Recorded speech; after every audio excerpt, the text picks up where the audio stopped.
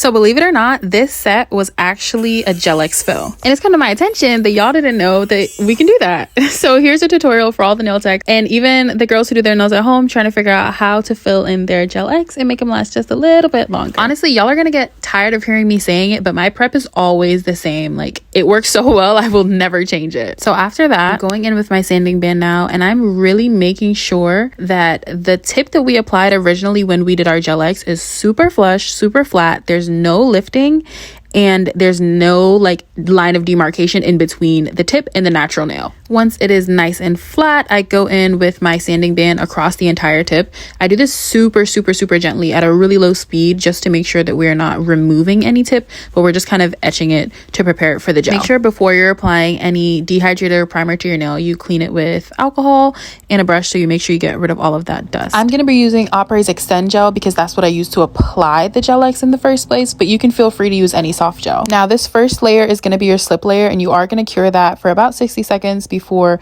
moving on to our swirly and swooshy motions. So what we're doing right here is just moving our product side to side. You saw me swirl it in the middle most because that's where you wanted most of the product concentrated. Then I went in with a super small liner brush to remove any air bubbles and make sure that the product is covering the natural nail without being too thick. After you finish all 10 fingies, you make sure you have your client cure their nail, and you should have a structure that looks something like this. Wipe off that tacky layer and you are free to design, girl. It's that simple.